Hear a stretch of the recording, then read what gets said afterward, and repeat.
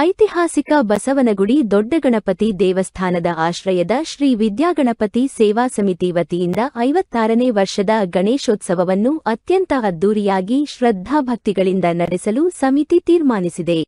ಬೆಂಗಳೂರಿನಲ್ಲಿ ಸಹಸ್ರಾರು ಗಣೇಶ ಸಮಿತಿಗಳು ಇದ್ದರೂ ಬಸವನಗುಡಿಯ ಗಣಪತಿ ದೇವಸ್ಥಾನದ ಆಶ್ರಯದ ವಿದ್ಯಾಗಣಪತಿ ಸೇವಾ ಸಮಿತಿಗೆ ಅದರದ್ದೇ ಆದ ಇತಿಹಾಸ, ಘನತೆ ಇದೆ. ಸಮಿತಿ ನಡೆಸುವ ಗಣೇಶೋತ್ಸವದಲ್ಲಿ ಆಡಂಬರಕ್ಕಿಂತ ಶ್ರದ್ಧೆಗೆ, ಭಕ್ತಿಗೆ ಮತ್ತು ಧಾರ್ಮಿಕ ಕೈಂಕರ್ಯಗಳಿಗೆ ಪ್ರಾಧಾನ್ಯ. ಮಾಜಿ ಸಚಿವ ಹಿರಿಯ ರಾಜಕಾರಣಿ ಪಿಜಿಆರ್ ಸಿಂಧ್ಯಾ ಅವರ ಗೌರವಾಧ್ಯಕ್ಷತೆ ಹಾಗೂ ಚಾಮರಾಜಪೇಟೆ ಕನ್ನಡ ತಿಂಡಿ ಕೇಂದ್ರದ ಡಾ ಕೆವಿ ರಾಮಚಂದ್ರ ಅವರ ಅಧ್ಯಕ್ಷತೆಯನ್ನು ಹೊಂದಿರುವ ಸಮಿತಿ ಇತ್ತೀಚೆಗೆ ದೊಡ್ಡಗಣಪತಿ ದೇವಸ್ಥಾನದಲ್ಲಿ ಸಭೆ ಸೇರಿ ಕಾರ್ಯಕ್ರಮದ ರೂಪುರೇಷೆ ಬಗ್ಗೆ ಚರ್ಚೆ ನಡೆಸಿತು. ಸೆಪ್ಟೆಂಬರ್ 7ರಿಂದ 11ರ ತನಕ ಗಣೇಶೋತ್ಸವವನ್ನು ದೊಡ್ಡಗಣಪತಿ ದೇವಸ್ಥಾನದ ಆವರಣದ ಶ್ರೀಮಂಜುನಾಥ ಕಲ್ಯಾಣ ಮಂಟಪದಲ್ಲಿ ನಡೆಸಲು ತೀರ್ಮಾನಿಸಲಾಯಿತು. ಸೆಪ್ಟೆಂಬರ್ 7ರಂದು ಬೆಳಿಗ್ಗೆ ಮಹಾಗಣಪತಿಯ ಪ್ರತಿಷ್ಠಾಪನೆ ನೆರವೇರಲಿದ್ದು, ಸಾಯಂಕಾಲ ಸಾಂಸ್ಕೃತಿಕ ಕಾರ್ಯಕ್ರಮಗಳ ಉದ್ಘಾಟನೆ ನೆರವೇರಲಿದೆ. ಗಣೇಶೋತ್ಸವದ ಸಂದರ್ಭದಲ್ಲಿ ವಿಶೇಷವಾದ ಪ್ರತ್ಯಂಗಿರಾ ಹೋಮ, ದುರ್ಗಾ ದೀಪನಮಸ್ಕಾರ, ಶ್ರೀನಿವಾಸ ಕಲ್ಯಾಣೋತ್ಸವ, ಸಹಸ್ರಾಧಿಕ ಮೋದಕ ಸಹಿತ 108 ನಾರಿಕೇಳ ಗಣಹೋಮ ಇತ್ಯಾದಿ ಹಲವಾರು ಧಾರ್ಮಿಕ ಕಾರ್ಯಗಳು ನೆರವೇರಲಿವೆ. ಸಮಿತಿಯ ಗೌರವಾಧ್ಯಕ್ಷ ಪಿಜಿಆರ್ ಸಿಂಧ್ಯಾ ಉಪಸ್ಥಿತರಿದ್ದು ಎಲ್ಲಾ ಮಾರ್ಗದರ್ಶನ ನೀಡಿದರು. ಸಮಿತಿಯ ಅಧ್ಯಕ್ಷ ಡಾ ಕೆವಿ ರಾಮಚಂದ್ರ, ಪ್ರಧಾನ ಕಾರ್ಯದರ್ಶಿ ರೇಣುಕಾ ವೈ, ಉಪಾಧ್ಯಕ್ಷ ಕೆವಿ ಅಶ್ವತ್ಥನಾರಾಯಣ, ಖಜಾಂಜಿ ವಿನಾಯಕ, ಕಾರ್ಯದರ್ಶಿ ಸುಧೀಂದ್ರ ಆಚಾರ್, ಮಹಿಳಾ ಉಪಾಧ್ಯಕ್ಷೆ ಎನ್ ಮಾಲಿನಿ, ಉಪಾಧ್ಯಕ್ಷರಾದ ಅನಿಲ್ ಕುಮಾರ್, ಅಶೋಕ್ ಕುಮಾರ್, ಸದಸ್ಯರಾದ ರಮೇಶ್, ಶ್ರೀನಿವಾಸ್, ಕಿರಣ್ ಕುಮಾರ್, ವಿಶೇಷ ಆಮಂತ್ರಿತರಾದ ಶ್ರೀನಿವಾಸ ಮಾಳಮಂಡಿ, ನಟರಾಜ್, ವೆಂಕರಾಜು ಉಪಸ್ಥಿತರಿದ್ದರು. ಪತ್ರಕರ್ತರು, ನಮ್ಮ ನಿಮ್ಮೆಲ್ಲ ಸ್ನೇಹಿತರು, ಸ್ವಾಗತ ಮಾಡ್ತಾರೆ ಸರ್. ಇವಾಗ ಇದು 7ನೇ ತಾರೀಕು ಗಣೇಶನ್ ಕೂರಿಸೋದು ಸರ್. ಬೆಳಗ್ಗೆ 10:30 11 ಗಂಟೆಗೆ. ಆಮೇಲೆ ಸಾಯಂಕಾಲ ಇದು ಸಾಂಸ್ಕೃತಿಕ ಕಾರ್ಯಕ್ರಮದ ಉದ್ಘಾಟನಾ ಕಾರ್ಯಕ್ರಮ. ಇದು ಬಿಂದು ಮಾಧವ ಸ್ವಾಮಿಗಳು ಅಂತ ಹೇಳ್ಬಿಟ್ಟು ಬರ್ತಾ ಇದ್ದಾರೆ. ವಿದ್ಯಾಸಿಂಧು ಮಾನವ ಕೇಂದ್ರ ಅಂದ್ಬಿಟ್ಟು ನಮ್ಮ ತಂಬಳ್ಳಿ ಮಠ ಇದ್ದಾರೆ, ಅವ್ರು ಬರ್ತಾ ಇದ್ದಾರೆ.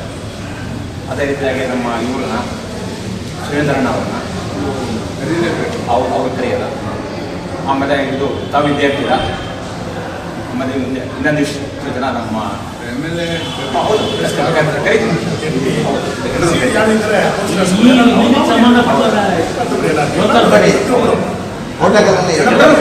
ಜನಪ್ರತಿನಿಧಿಗಳು ಪಕ್ಷಾತೀತವಾಗಿ ಆಹ್ವಾನ ಎಲ್ಲರೂ ಕರಿತಾರೆ. ಆಮೇಲೆ ಇದು ಸಾಯಂಕಾಲ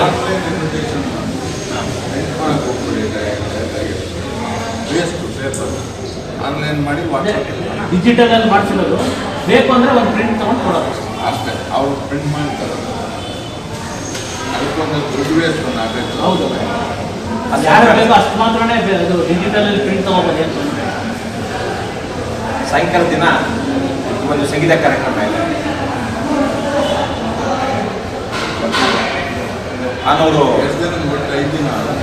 5 ದಿನ. 5 ದಿವಸ 5 ದಿನ ಸೇವೆಗೆ ಯಾರ್ಯಾರು ಒಪ್ಕೊಂಡಿದ್ದಾರೆ? ಸರ್, ಈಗ ಯಾರು ಒಪ್ಪಿದ್ದಾರೆ? ಹೊರಗಡೆ ಅವರು ಆಮೇಲೆ 25,000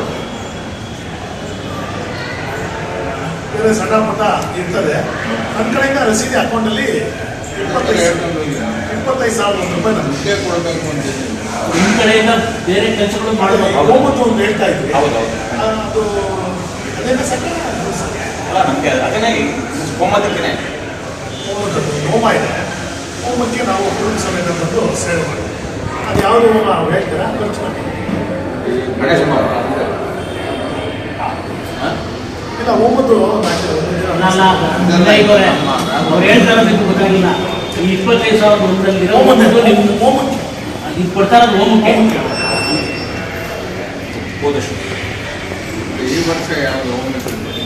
ಇನ್ನೂ ಇಲ್ಲ ಸರ್. ಇವಾಗ ಅದನ್ನು ಕೊಟ್ಟಿದ್ದೀವಿ, ಇನ್ನೂ ಆಗಿಲ್ಲ. ಹೇಳಿ ಯಾರಲ್ಲಿ ಏನೇನು ಕಳೆದ ವರ್ಷ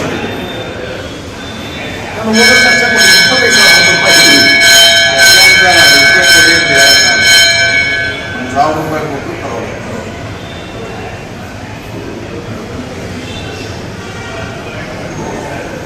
25,000 ರೂಪಾಯಿ ನನ್ನ ಕಡೆ.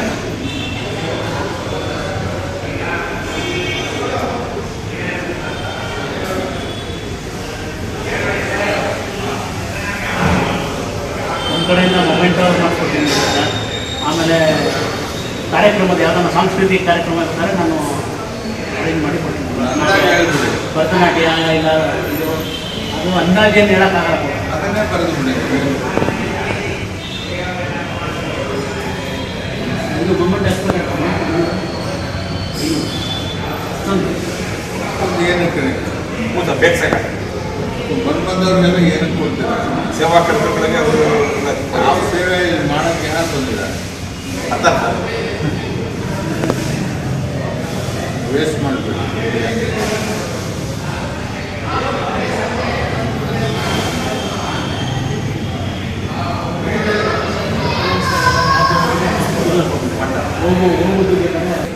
ಹೂವಿನ ಅಲಂಕಾರ ಎಷ್ಟು ಖರ್ಚಾಗುತ್ತೆ ಸರ್? ಸರ್ ಅದಕ್ಕೂ ಮಾಡೋದಂಗೆಲ್ಲ ಮಾಡ್ತೀರಾ? ಇದರಲ್ಲಿ ಹೂವಿಗೆ ತಗೋತಾರೆ. ನಾವೊಂದು ತಿರ್ಗಾ ನಾಳೆ ಕೂತ್ಕೊಂಡು ಒಂದು ಎಸ್ಟಿಮೇಟ್ ಮಾಡೋಣ.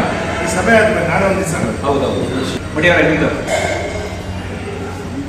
ಆಯ್ತು ಹಾಂ ಇದು ರಮೇಶ್ 3,100 ರೂಪಾಯಿ. ರಮೇಶ್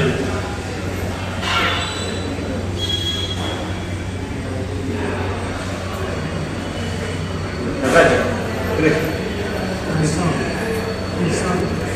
5,000 ರೂಪಾಯಿ ನಟರಾಜ್ ಅವರು ನಟರಾಜ್ ಹಿರಿಯ ಸದಸ್ಯರು ನಟರಾಜ್ ಅವರು 5,000.